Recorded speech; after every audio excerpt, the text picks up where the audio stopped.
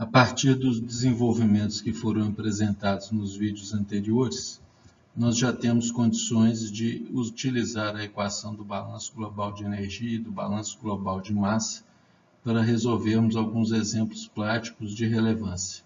Eu procurei selecionar até o final deste capítulo alguns exemplos mais relacionados à área de engenharia metalúrgica, mas é importante salientar que esse balanço global de energia ou de massa, eles são igualmente relevantes em outras áreas de engenharia, em particular na engenharia química, na engenharia civil e na engenharia mecânica.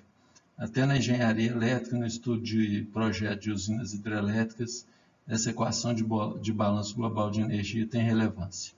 Então é proposto aqui nesse exemplo que considerássemos o caso de um aço líquido contido em uma panela sendo vazado por um orifício na sua base, e aí nos é solicitado estimar o tempo de esvaziamento completo dessa panela, considerando as informações que estão aqui abaixo.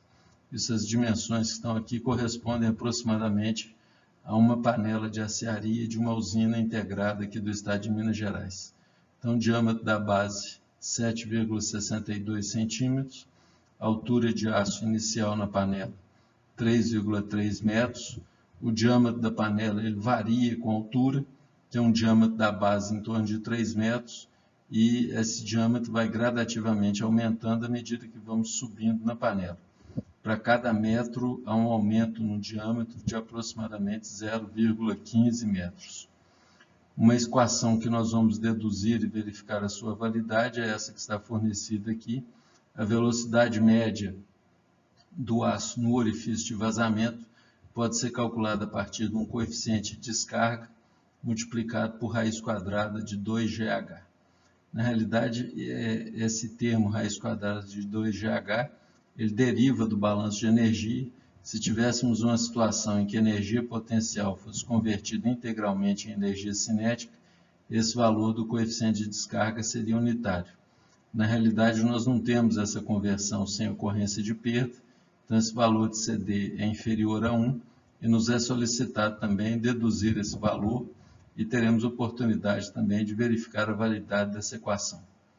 Eu sugiro mais uma vez que vocês pausem o vídeo e procurem usar os conceitos de balanço global de massa e balanço global de energia para propor uma solução para esse exemplo e depois comparar com a abordagem que apresentaremos a seguir.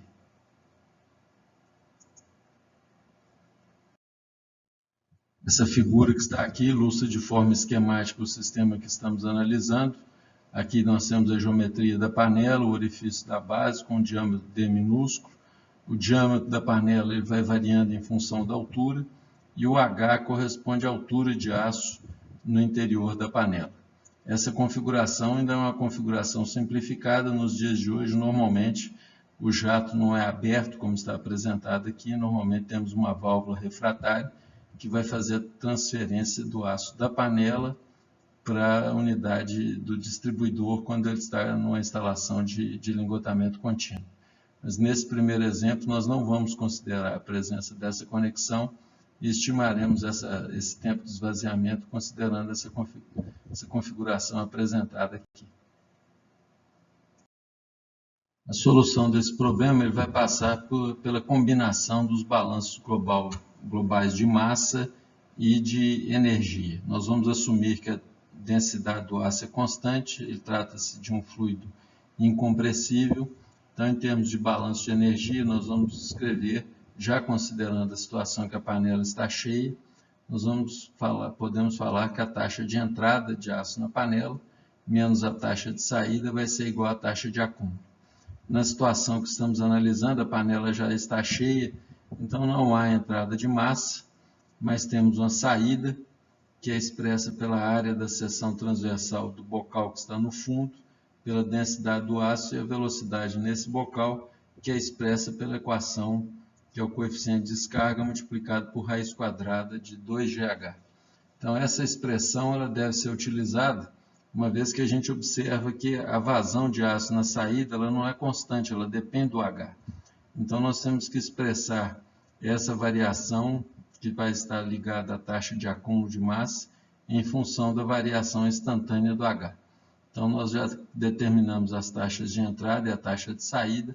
A taxa de acúmulo, nesse caso, vai estar associada a uma variação na quantidade de aço presente no interior da panela, que está relacionada a uma variação da altura de aço no seu interior. Então, a taxa de acúmulo de massa ela pode ser estimada através da área da seção transversal da panela numa dada altura H, multiplicado pela densidade do aço e a variação da altura com o tempo. Se vocês verificarem as dimensões desses termos, vocês constatarão que isso aqui resultará em massa por unidade de tempo. Aqui o que estamos imaginando é uma pequena seção infinitesimal, assumindo que essa seção seja uma seção cilíndrica, apesar da panela ser cônica. Nessa altura dH, nós vamos imaginar que haja um diâmetro constante, característico para aquela altura H instantânea. Então, voltando na equação do balanço, nós temos a parcela da taxa de entrada, a taxa de saída e a taxa de acúmulo. O que está faltando agora para prosseguirmos é onde tem diâmetro do interior da panela, é substituir para a relação que relata ou que expressa esse diâmetro em função da altura no interior da panela.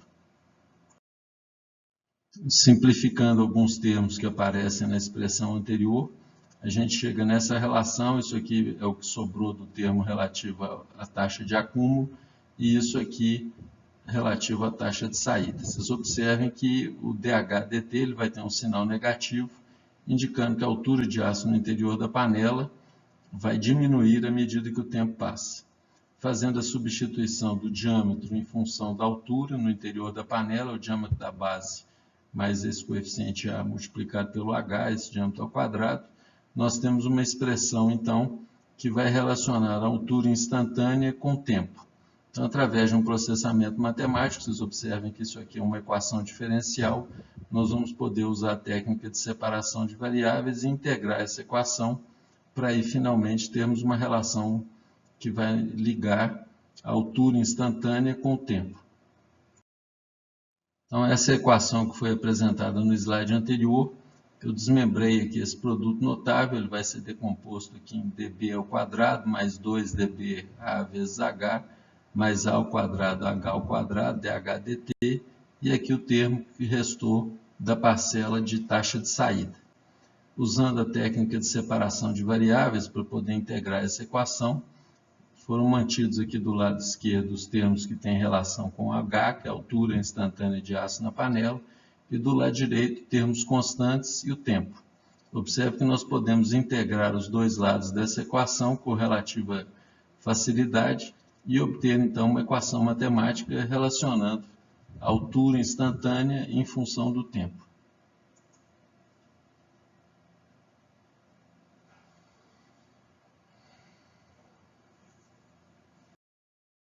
Procedendo então a essa integração, nós obtemos essa expressão. Como a integração foi feita de forma indefinida, nós acrescentamos uma constante de integração que vai ser avaliada utilizando uma condição inicial. A condição inicial é, no tempo t igual a zero, a altura de aço era a altura inicial. Vocês observem que aqui está sendo feito um desenvolvimento todo literal, nós só vamos substituir valores na parte final da solução do exemplo. Então, considerando essa condição inicial, é possível determinar o valor da constante C1 e substituí-la na expressão e determinarmos uma expressão final relacionando a altura de aço instantâneo em função do tempo. Utilizando, então, esse valor de C1, finalmente nós determinamos o tempo, uma relação entre o tempo e a altura instantânea de aço no interior da panela. Vocês observem que para determinar o tempo de esvaziamento, seria utilizar essa equação jogando um valor de H igual a zero, se fosse o caso de esvaziarmos completamente a panela, que é a situação que estamos considerando. Agora, não é praxe na indústria fazer um esvaziamento completo da panela, porque na realidade há sempre uma pequena camada de escória na superfície superior e no finalzinho do processo de drenagem da panela, corremos o risco de ter a formação de um vórtice, que então levaria a escória para a região do distribuidor e eventualmente até para o aço final. Então, normalmente o processo é interrompido, restando alguma quantidade de aço no interior da panela. mas calcularemos aqui o tempo de esvaziamento assumindo que a altura final vai ser 0. Então, substituindo h igual a 0, nós temos uma expressão que vai relacionar, então, os diâmetros da base da panela, a altura inicial, a variação de seu diâmetro com a altura, em função do relacionado com o tempo de esvaziamento.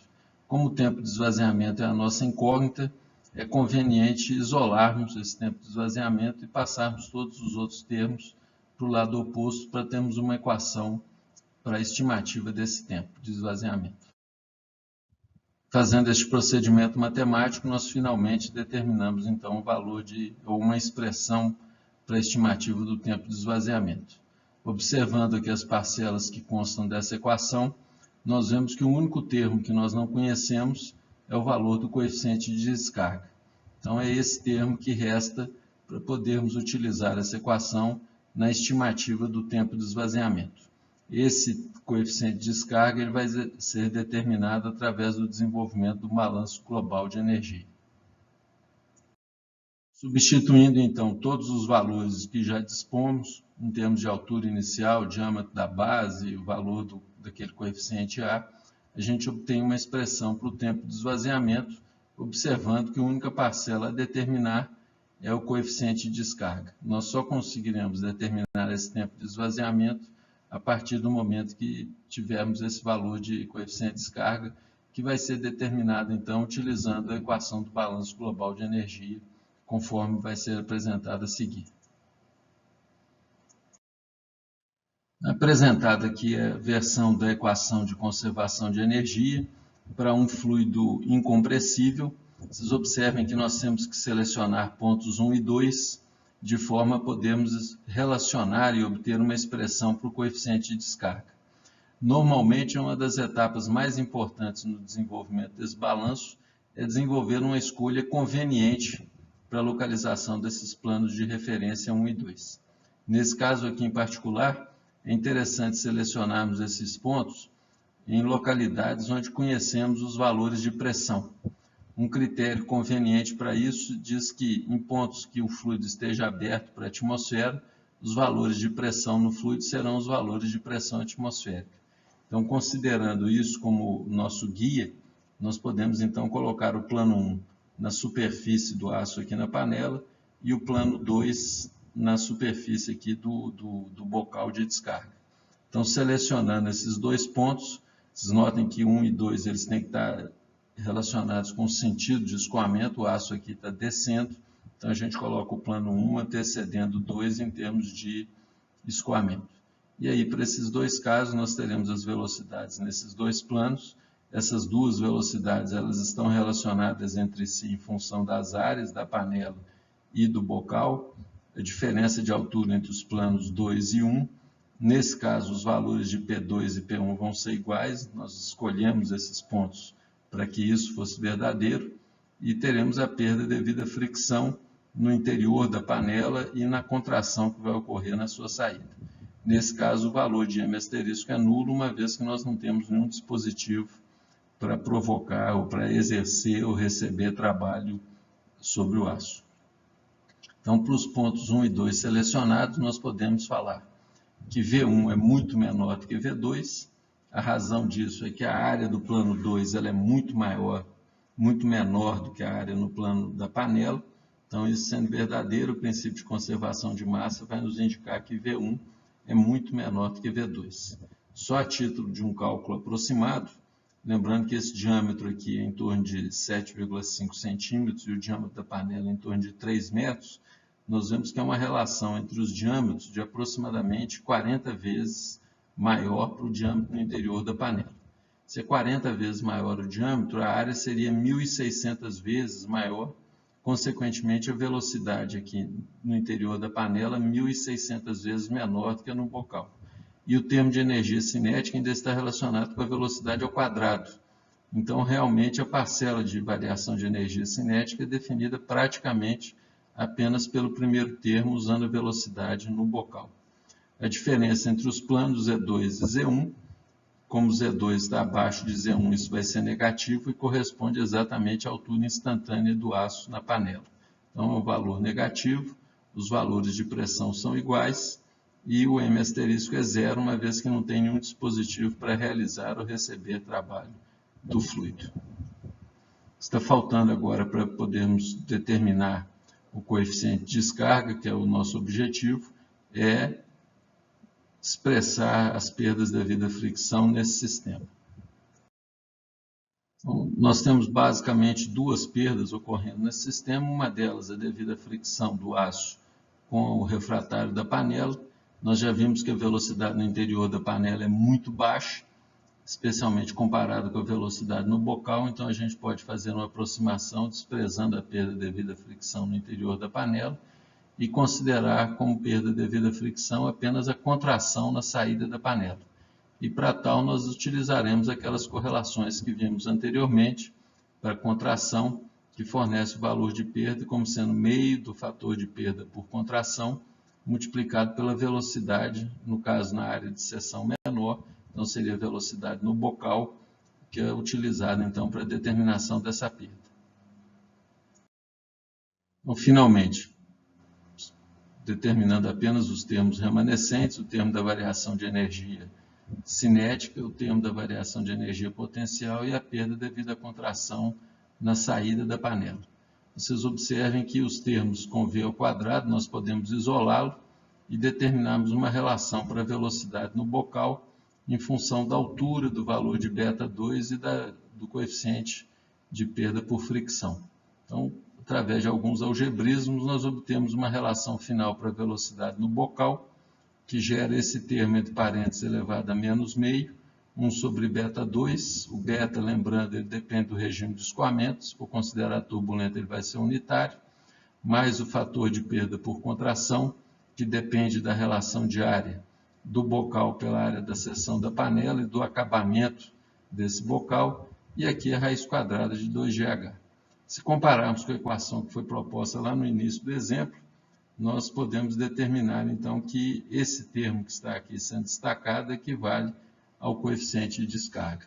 Então, substituindo valores aqui, dependendo do regime de escoamento e do acabamento que escolheremos para a contração, nós podemos determinar o valor de CD e voltarmos lá na equação do tempo de esvaziamento da panela e determinarmos esse valor.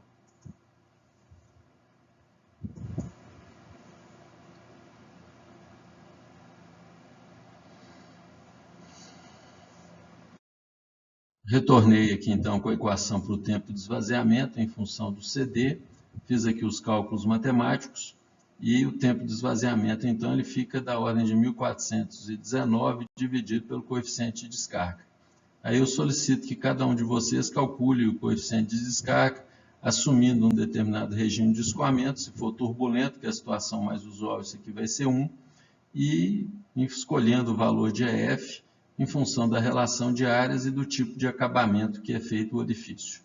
E aí é interessante que vocês calculem para nós compararmos esses valores de tempo em sala. Nós observaremos que esses tempos todos que serão calculados, independente aqui desse valor que vai ser escolhido, eles vão dar um tempo da ordem do ciclo operacional de um convertedor LD, uma vez que o convertedor é que é responsável por fornecer o aço que vai alimentar as panelas, e essa panela deve ser esvaziada num ritmo compatível com o de produção. Senão nós teríamos um acúmulo de panelas na estação de lingotamento, caso esse tempo fosse superior ao tempo de ciclo lá do convertedor, ou teríamos que interromper frequentemente a operação de lingotamento se o tempo de esvaziamento fosse menor que o tempo do ciclo do convertedor.